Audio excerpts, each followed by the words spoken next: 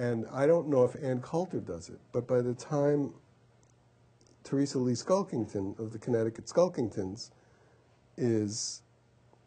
comes to Kansas to live with Gronsky, and she's her following the dead. I'm free to do that. I'm not writing about Ann Coulter. I just got the idea because I had read that Ann Coulter was a deadhead. Fine, Ann Coulter can be a deadhead, you know.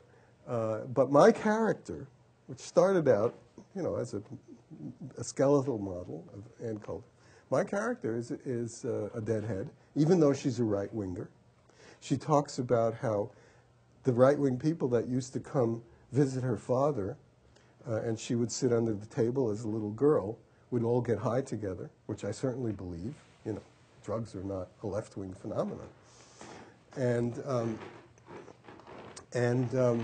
So she and he take acid together in this chapter that you were quoting there, and they listen to the Grateful Dead, and they go on a trip, an acid trip.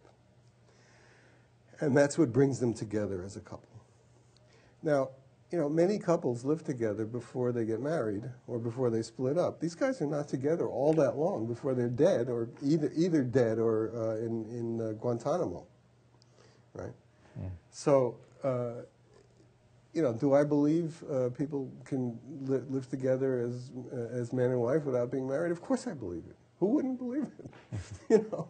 Do I, you know? But you're a minister. I'm a minister. I'm a Unitarian minister. You know, Unitarian ministers don't believe anything. They believe what they believe. There's no catalog of sins, venial and mortal. You know, you do what you want. So, yes, I'm married with children. To answer that, and my children are married with children. Nevertheless, I dare to write characters who are living together who are not married. I mean, it's somewhat of a silly question. All ministers are not Catholic ministers. But you do marriages, or you have done marriages. I have done marriages, yes, I've done marriages. I think marriage is fine. Mm-hmm. I think it is at base problematical to have the state involved, you know, in what's basically a human dialogical commitment. So it's very problematic.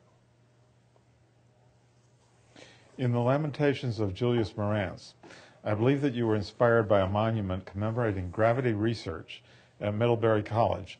Would you like to tell us about this book and its connection to the monument in Middlebury? Yeah, there is on the Middlebury campus, right, on Route 125 at the top of the hill, in front of the greenhouses on the left, a big monument, like 6 feet, well, 5.5 feet tall, like this. It's dedicated to all the courageous workers against gravity. And it's from the, I'm forgetting now, the Gravity Research Foundation put up this stone. So it was just a joke, you know, and when I was in Middlebury, I was being a minister, I was hanging out at Middlebury College a lot. It's a great place to hang out, lots of free films and lectures. And this monument was sort of seen as a joke by everybody, and I figured, well, you know, some wacko came and offered money to the physics department. They took the money, they ran, they put up the monument, and that's that. But when I started to think more seriously about this monument and how it got there, that's how Julius got generated as a real possibility. And so I invented a guy, a Middlebury College physicist, on the basis of that, who got the money that was given by the Gravity Research Foundation and developed an anti-gravity device. And the whole book, if you go back to the Gecko chapter, the whole book comes because we have this anti-gravity device that's having people fly off the Earth, right? And there are 3 organizations in it, in Gecko, in the hidden coalition. One is the Pentagon, obviously, that wants to get rid of certain of its enemies around the world.